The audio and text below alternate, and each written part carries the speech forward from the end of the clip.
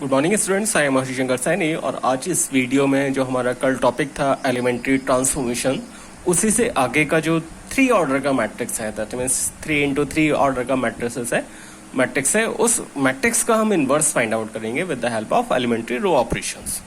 कल मैंने आपको वीडियो में बताया था एलिमेंट्री ट्रांसफॉर्मेशंस के बारे में कि कौन कौन से ट्रांसफॉर्मेशन एलिमेंट्री ट्रांसफॉर्मेशन होते हैं। देन उसके बाद हमने इन्वर्टिबल मैट्रिसेस की डेफिनेशन बताई थी कि इन्वर्टिबल मैट्रिक्स क्या होता है। Then next inverse find out किया था with the help of elementary transformation. Elementary transformation में हमने एलिमेंट्री रो ट्रांसफॉर्मेशन भी किया था और एलिमेंट्री कॉलम ट्रांसफॉर्मेशन भी किया था, ठीक है। बट जो कल क्वेश्चंस किया था उसमें जो हमने मैट्रिक्स लिया था वो 2x2 ऑर्डर का था, यानी उसका ऑर्डर 2 था। बट एग्जाम में जो एक्चुअली लॉन्ग क्वेश्चंस में क्वेश्चंस आता है उसमें 3 ऑर्डर का मैट्रिक्स आता है। सो आज हम क्या करेंगे, 3 ऑर्डर यानी 3x3 इस मैट्रिक्स ऑर्डर का मैट्रिक्स का इनवर्स फाइंड करेंगे with the help of elementary row transformation. Exam में मोस्टली टाइम लिखा आता है find the inverse by using elementary row transformation, otherwise elementary transformations. So अगर आपको एलिमेंट्री रो ट्रांसफॉर्मेशन आ जा रहा है देन कॉलम ट्रांसफॉर्मेशन ऑब्वियसली आपको इजिली सेम उसी वे में बस कॉलम वाइज ऑपरेशन अप्लाई करने हैं। सो आज मैं आपको एक 3 ऑर्डर का एक मैट्रिक्स सॉल्व करके दिखाऊंगा जिसमें हमें इनवर्स फाइंड आउट करना है और वो हम फाइंड करेंगे। एक्सरसाइज के क्वेश्चन है, 3 क्वेश्चंस हैं, 15th 16th और 17th। ये 3 एक्सरसाइज में क्वेश्चंस हैं जो हमारी एक्सरसाइज थे 3.4 और कुछ एग्जाम्पल भी हैं। सो मैं आपको एक्सरसाइज का ही क्वेश्चन से करके बता दे रहा हूँ, उसके बाद आप क्या करेंगे जो रिमेनिंग क्वेश्चंस हैं 3 ऑर्डर के, बिकॉज ये क्वेश्चंस बहुत ज्यादा इंपॉर्टेंट है, तो ये क्वेश्चंस आप करेंगे, ठीक है। तो चलिए स्टार्ट करते हैं। मैं पहले क्वेश्चंस लिख लेता हूँ, उसके बाद उसका इनवर्स फाइंड आउट करना है, स्टार्ट करते हैं। ओके चलिए स्टार्ट करते हैं। क्वेश्चन नंबर 17 है, ये कोई मैट्रिक्स गिवन है, इसका ऑर्डर 3x3 है और इसका इनवर्स हमें फाइंड करना है with the help of elementary row transformations. Because मैंने रो ट्रांसफॉर्मेशन अप्लाई करना है इसलिए मैंने A = I × A लिखा है, और अगर आप कॉलम ट्रांसफॉर्मेशन अप्लाई करेंगे तब A = A × I लिखेंगे, क्योंकि कॉलम ट्रांसफॉर्मेशन में हम पोस्ट मल्टीप्लिकेशन करते हैं, यानी कॉलम में हम बाद में लिखेंगे I, और रो ट्रांसफॉर्मेशन में हम प्री मल्टीप्लिकेशन यूज करते हैं, वो उसके इक्विवेलेंट होता है, सो हमने उसमें I पहले लिखा है, ठीक है। अब हम क्या करते हैं, A और I की वैल्यू सब्स्टिट्यूट कर लेते हैं।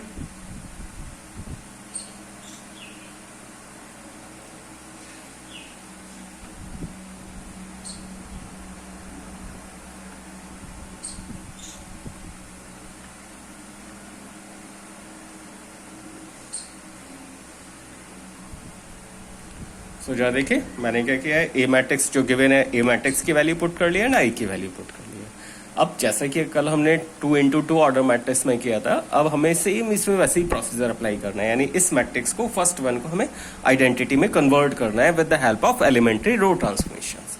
सो फर्स्ट हमारा वर्क है, हमें इस पॉइंट को यानी यहाँ पर जो एलिमेंट है उसको 1 बनाना है।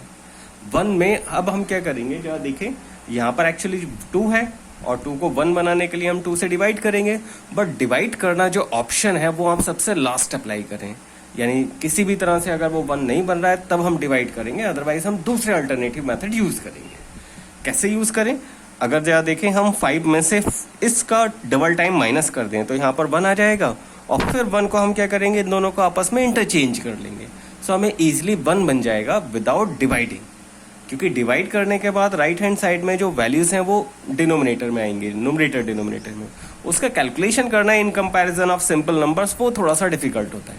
सो डिवाइड हम ऑप्शन लास्ट में रखेंगे। तो सबसे पहले मैंने ऑपरेशन अप्लाई क्या किया, R2 में से हमने माइनस कर दिया 2R1, ठीक है, माइनस कर लेते हैं।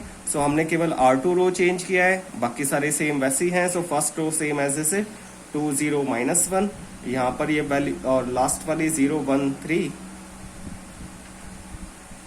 राइट हैंड साइड में 1 0 0 and 0 0 1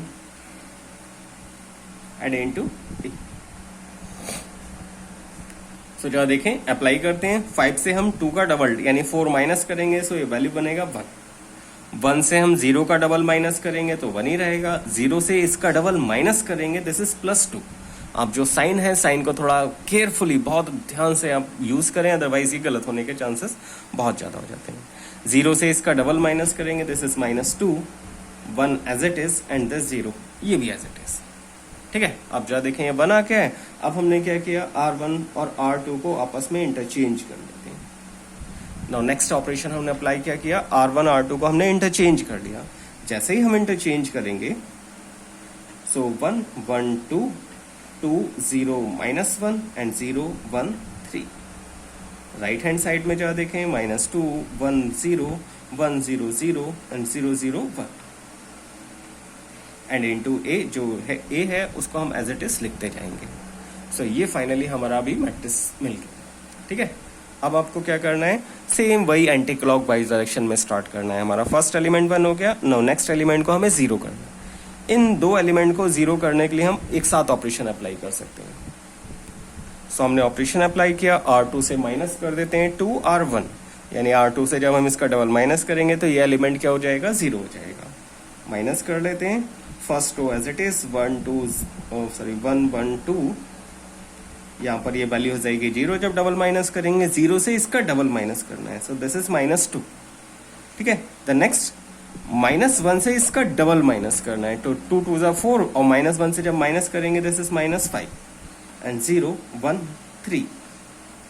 and right hand side में अगेन जो फर्स्ट रो है -2 1 0 एंड डबल जब हम माइनस करेंगे दिस इज 5, यहां से डबल माइनस करेंगे -2 0 एंड 0 0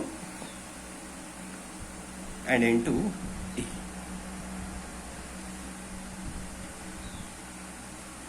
ओके, या देखें ये 2 0 बन गए। अब नेक्स्ट हमें क्या करना है, ये जो मिडिल एलिमेंट है इसको 1 बनाना है। सो 1 बनाने के लिए जा देखें आपके पास ऑप्शन क्या क्या है। एक तो यहाँ पर 1 है, इधर आप चाहें तो R2 और R3 को इंटरचेंज कर लें, इंटरचेंज भी हम कर सकते हैं, ये वैल्यू 1 हो जाएगी इजिली। या हम क्या करें, एक और भी ऑप्शन है, हमें इसे 1 करना है ना, सो -2 में 1 करने के लिए हम क्या करें, इसमें 3 ऐड कर दें। तो अभी हमें यूज करना है नीचे वाली रो का। ठीक है, सो R2 R3 की हेल्प से इसको हमें 1 बनाना है। सो हमने इसका 3 टाइम्स ऐड कर लिया, तब भी ये क्या हो जाएगा, 1 बन जाएगा। या फिर आप दोनों को चाहें तो इंटरचेंज भी कर सकते हैं। एलिमेंट्री ऑपरेशन आपके डिफरेंट हो सकते हैं, बट आंसर आपका जो आएगा वो सेम ही आएगा। सो मैंने क्या किया, सबसे पहले R2 और R3 को आपस में इंटरचेंज कर लिया, क्योंकि उससे कैलकुलेशन करने की जरूरत ही नहीं है। सो 1 1 2 देन 0 1 3 0 -2 -5। राइट हैंड साइड में -2 1 0 देन हम 0 0 1 एंड 5 -2 0 इनटू ए। होपफुली आपको यहां तक समझ आ गया होगा। अब जरा देखें, ये एलिमेंट तो हमारा 1 हो चुका है। अब आपको क्या करना है, नीचे वाले एलिमेंट को 0 करना है। सो इसे 0 करने के लिए हम क्या करें, इस 1 सेकेंड रो की हेल्प से हमें 0 करना है, तो हम क्या करेंगे, इसका डबल टाइम इसमें ऐड कर देंगे। जब डबल ऐड करेंगे सो 2 + 2 क्या हो जाएगा, -2 + 2 वो 0 बन जाएगा। ठीक है, सो चलिए ऐड कर लेते हैं। अब नेक्स्ट ऑपरेशन मैंने क्या अप्लाई किया, R3 tense to R3 + 2 of R2। ये ऑपरेशन हमने अप्लाई कर दिया। अप्लाई करता हूँ, उसके बाद जो मैट्रिक्स बनता है वो मैं लिख लेता हूँ।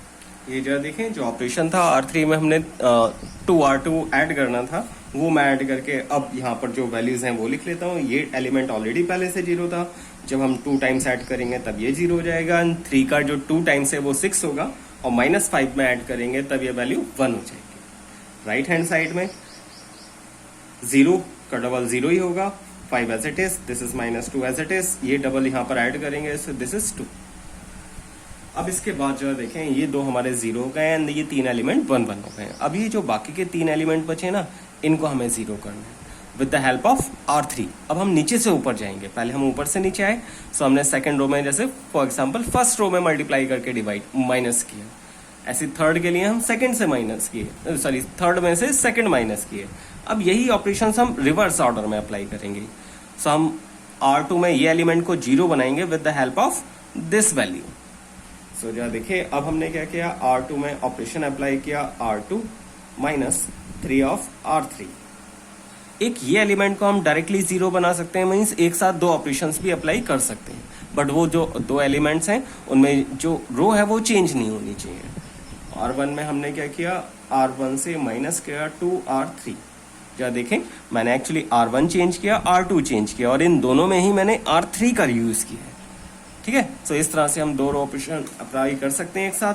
सो जो फर्स्ट एलिमेंट है मैट्रिक्स है 1 1 0 एंड 0 1 0 एंड 0 0। 3 से हम माइनस करेंगे तब ये 3 माइनस 3 0 हो जाएगा। ऐसे 2 से माइनस करेंगे 2 माइनस 2 0 हो जाएगा। सो ये हमारा मैट्रिक्स बन गया। राइट हैंड साइड में लिख लेते हैं। -2 से इसका डबल माइनस करना है। सो ये हो जाएगा 10। 10 से -2 से माइनस करेंगे, दिस इज -12।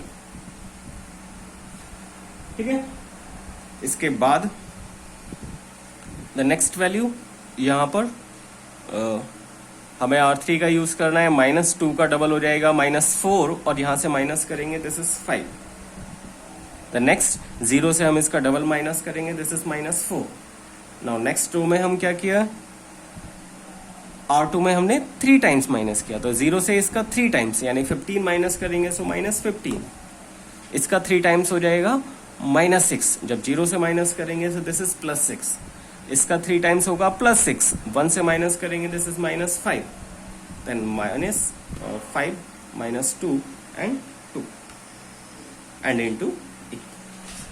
अब जो देखें लेफ्ट हैंड साइड में हमारा केवल एक ही एलिमेंट बचा है, इसको अब हमें 0 करना है विद द हेल्प ऑफ ये जो नीचे वाली रो है R2।